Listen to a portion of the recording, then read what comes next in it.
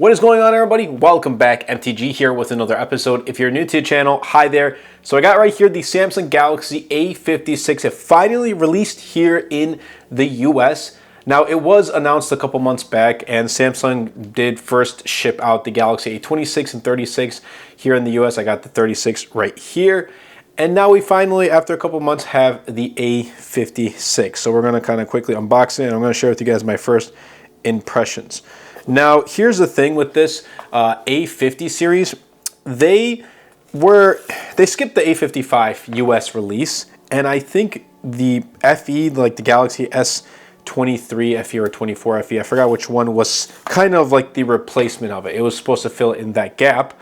And I still picked it up last year through Amazon, and it was unlocked like a Latin variant. And I used that for a while, and I kind of wish, they released it here, but Samsung, I guess, heard the consumers, and they released the A56. So they kind of skipped a year here, at least in the US. Why isn't this not opening? It's still taped on the bottom. So with my model right here, we get the A56. I don't remember how many gigs of RAM this one has, but it has 128 gigs of storage. Now, I do know there is variations of such with RAM and storage, so I have 128 gigs right here, but we get the phone just like that, as you can see. And then we have the other stuff, so let's kind of put that to the side real quick. We have all the paperwork as well as the SIM ejector tool. So, oh look, it's a cutout of the phone. It's actually pretty nice. And then let's see what we get right here. Obviously, just like the stuff you can expect, probably from this side. Paperwork, and then the USB-C to C cable, which again, I kind of, unboxing experiences nowadays, they're not fun at all, so let's put that aside. Here's the phone. Just bare bones here. Ooh, I like this. I like how the sides here are made out of aluminum, and it is really reminiscent of the Galaxy A36. Again, very similar in size, but when you take a look at the sides right here, if you guys want to see a comparison, let me know. They look similar at a glance, but you really have to feel that this one is made out of aluminum versus like the plastic build on the A36. And we got this black color right here. Now, this is aluminum frame, like I said, Gorilla Glass Victus Plus on both the front and the back, an IP67 rating. There we go, bam. So we do get fairly thick, thicker bezels than the S lineup, and that is to be expected, obviously. I mean, it makes sense being a mid-range. Let's remove this as well. I don't like when that's there. And then we also do get a 6.7-inch Full HD Super AMOLED display, 120 Hertz. It gets up to 1,900 nits of peak brightness. And then we do have a triple camera setup right here on the back, a 50 megapixel main, 12 megapixel ultra wide, and a 5 megapixel macro. So they don't have a telephoto lens, which is, I guess, fine for a mid-range. I don't know who uses the macro. I personally don't, but again, it can vary from user to user. And then obviously you're going to be getting, Android 15 and One UI 7. I am curious to see if this comes equipped with One UI 8. So I'm going to go through the setup process and see if it actually has One UI 8, and then if my model has 6 or 8 gigs of RAM. That's something I am kind of curious, but Samsung does promise 6 years of Android updates for this device, which is great. We are getting a 5,000 milliamp hour battery, and then 45 watts of fast charging apparently, which is Galaxy S25 Ultra level, better than the S25 and 25 Plus. We're getting S25 Ultra charging speeds, which is great by all means.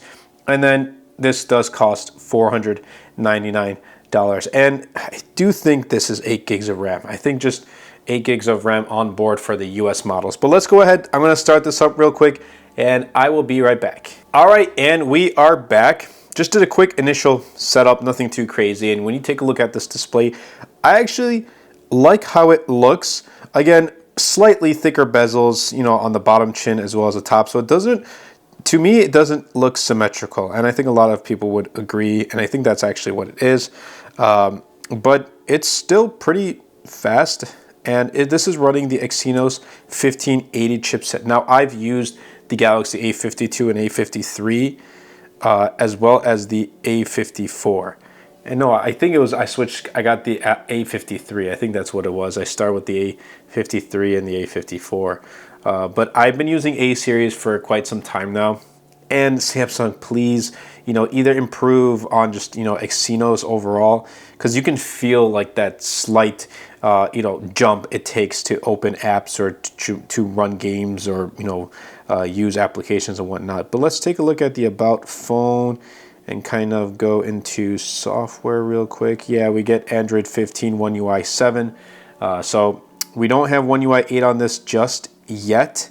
But what I like to do with my phones is normally like I'll go into like the software information and then I'll go to where it says the build number just so I can open up developers option, developer mode, and then just to make the phone feel ever so, smoother, I'll go to animation, transition, and the animator duration scale, and I'll make it 0.5.